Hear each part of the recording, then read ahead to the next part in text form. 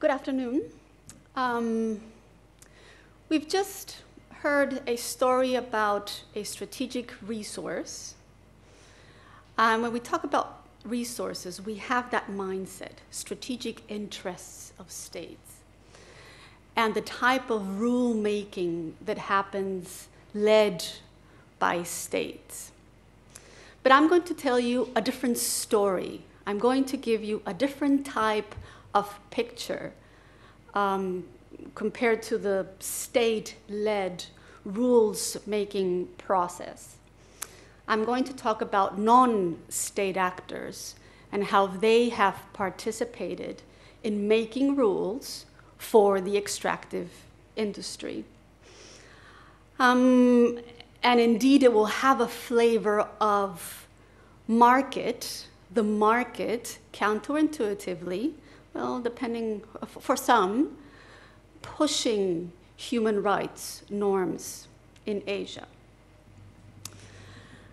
Now, a formal disclaimer. So I am not only a member of the School of International Studies at Flinders, not only an academic, but I'm also a practitioner. So I do have a formal UN position. I'm not here today with that position, so I'm not talking on behalf of the UN, the formal disclaimer I always need to use. Now, a decade ago, new rules began emerging on how oil, gas, and mining ought to manage their social and human rights impacts.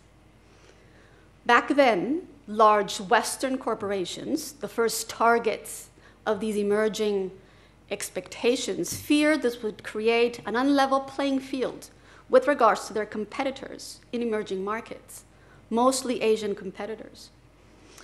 The common belief was that ultimately Asia, Asian jurisdictions, and Asian companies operating domestically and internationally would be impermeable to this trend and the perceived added financial costs because the same social expectations, NGO activism, transparency, media independence, and state willingness to embrace human rights that was driving the normative change in the West was simply absent in Asia. The extent to which this fear has materialized is really hard to tell. There's no statistic on how many investments Western oil, gas, and mining companies have lost to Asian interests due to the new social standards Western extractive companies are increasingly following. What some recent trends do indicate, however, is that these new rules on the social and human rights standards are spreading to Asia thanks to the progressive globalization and formalization of these rules, especially since the norms cascade of the past 5 years. Norms cascade is an international relations term to describe the phase of accelerated diffusion of a new norm in the international system. And the norms theory talks about the life cycle of a norm. Norms emergence, the norms cascade, and norm internalization. And the theory is state-based, so my story has a more polycentric governance flavor to this, a more decentralized picture of this process of norm emergence, cascade, and eventually internalization.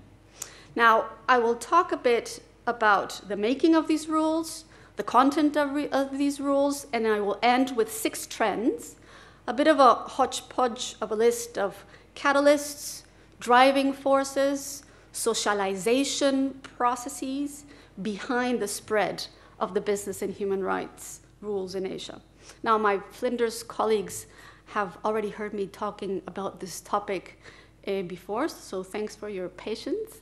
I see some of my students here as well. I not long ago inflicted on them a corporate risk workshop, nail-biting, nerve-wracking, yes, but quite interesting on this topic. So in the mid to late 1990s, there was a wave of public and NGO criticism against North American and European-based extractives. as well as businesses that relied on manufacturing in Asia and other developing countries. Companies were being accused of knowingly or unknowingly causing or contributing to violent armed conflicts, abuses by military and police, protecting oil and mining assets, forced displacement, exploitation of workers, corruption hindering socioeconomic development, worker and community health problems derived from environmental pollution, in addition to some of the usual complaints from environmentalists, for example, on climate change. Now, this wave of criticism reached certain existing public and private rulemaking nodes and also created new global rulemaking spaces on the issue of corporate impacts on human rights that were not there before. All this came in the shape of innovative multi-stakeholder initiatives, that is, initiatives that include the state, corporations, and NGOs, such as the Kimberley process on blood diamonds, the voluntary principles on security and human rights focused on the private and public security arrangements of multinational extractives with private security providers and public security, and the Extractive Industry Transparency Initiative to shed light initially on money flows between extractive companies and states, and some of the internal accounting of states. Now, Australians will hear a lot about the Extractive Industry Transparency Initiative because their biannual summit will take place in 2013 in Sydney.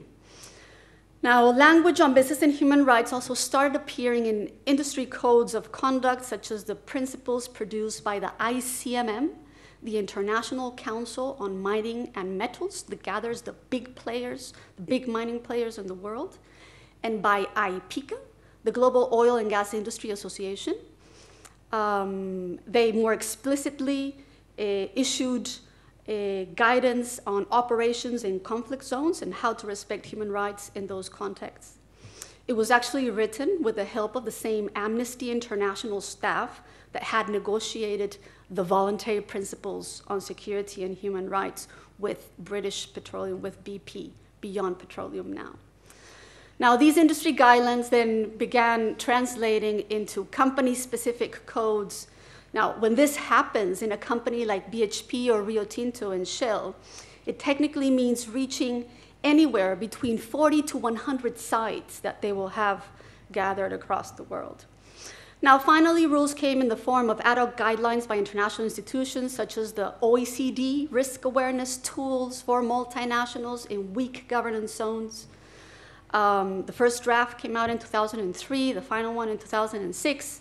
Around the same time, the World Bank started the extractive industries review process, which led, among others, to the reformulation of their social and environmental safeguards, which become lending requirements by the bank on states and by the International Finance Corporation on private sector actors. Now, all this is the process of the rulemaking, and it happened more or less between 1998 and 2005.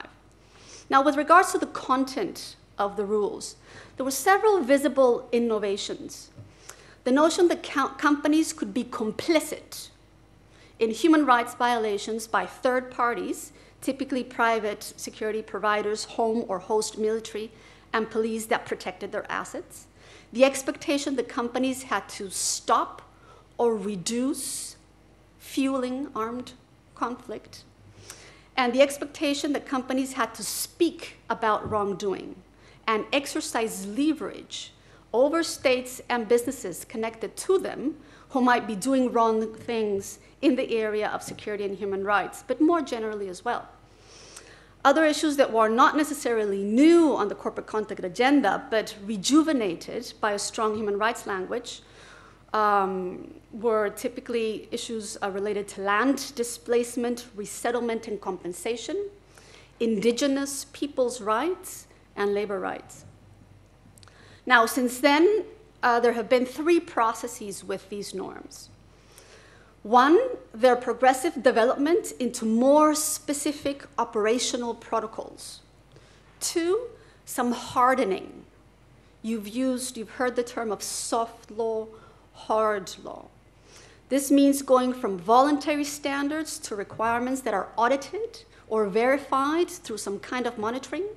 More introduction of these norms into organizations, international organizations that have some degree of accountability mechanisms. I've mentioned the World Bank and the IFC.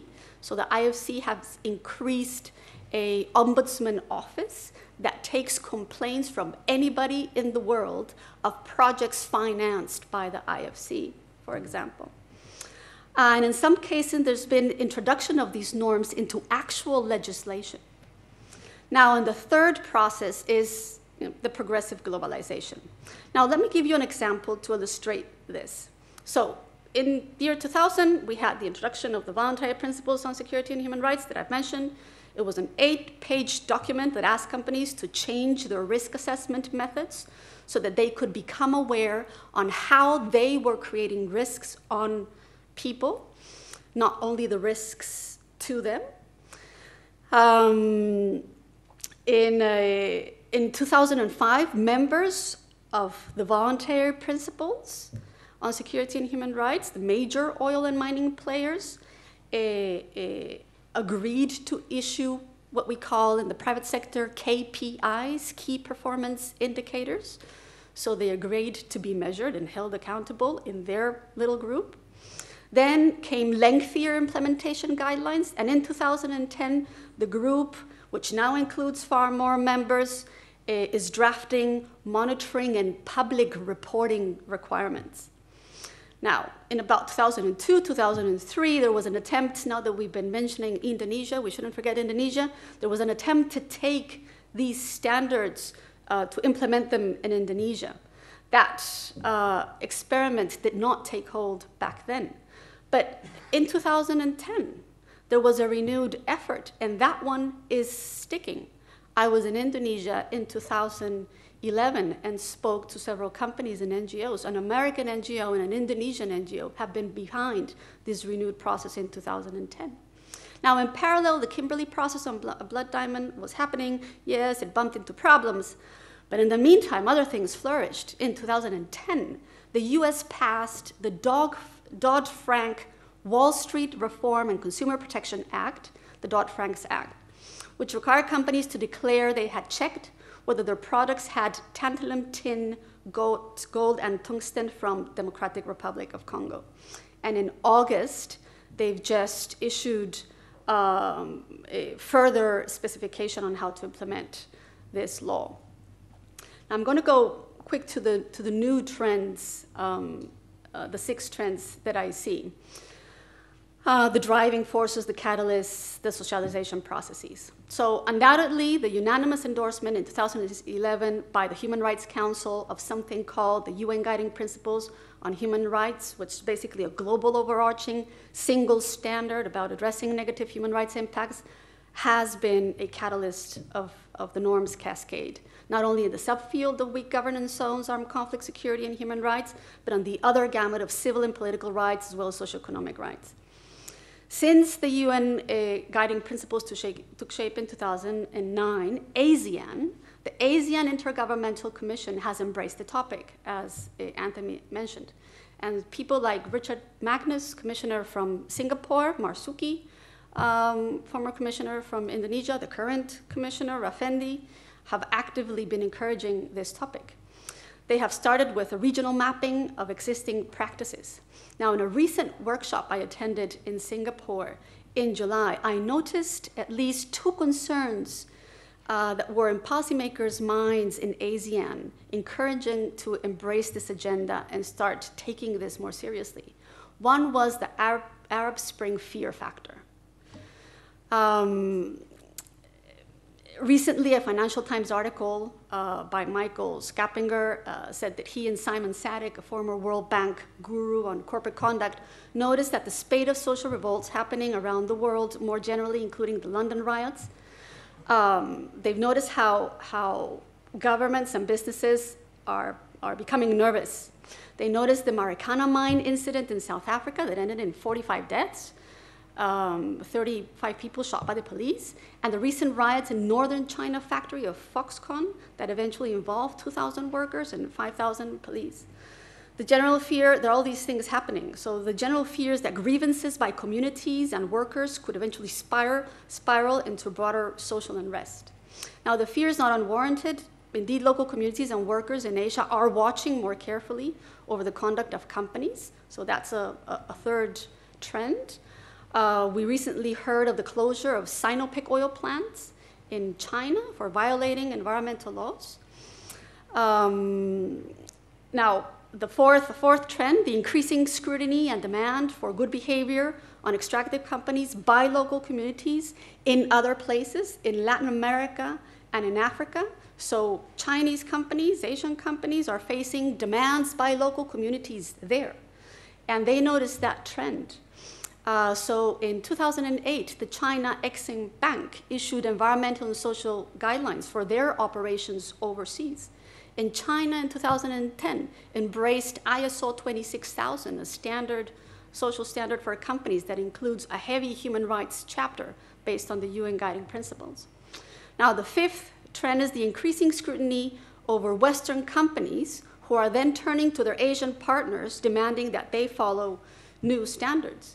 The making of a new oil and gas sectoral guideline by the European Commission, for example, which will apply to the shales, etc., has triggered a very interesting conversation on who's going to go to talk to Petronas and Sinopec and others, saying, well, you're my partner in this joint venture, you're going to have to follow these rules too. Now, the final one to close, in connection to the above, is the issue of cases in countries where there is high-level international political attention and media attention, hence pressure over Western companies to follow the standards, and their own interest in getting Asian partners on board. Burma is such a high-profile case, and Total is there. And the expectation that more Asian companies will invest in Burma out of the opening of Burma is triggering this conversation, business-to-business conversation on following these rules. Now, so in conclusion, the new phase of business and human rights norms is their globalization. And contrary to concerns in the West, it is reaching Asia, driven by various domestic and international factors. I see the business community playing, of course not everybody, and of course not always out of enlightenment, but yes, many private sector companies playing a leading role as opposed to the states being in the driving seat. Now, nobody expects a full process of norm internalization happening swiftly, but increasingly business, government, and civil society actors in China and ASEAN are becoming part of the process, shaping extractive sector governance, especially with regards to these human rights issues. I'll end there. Thank you.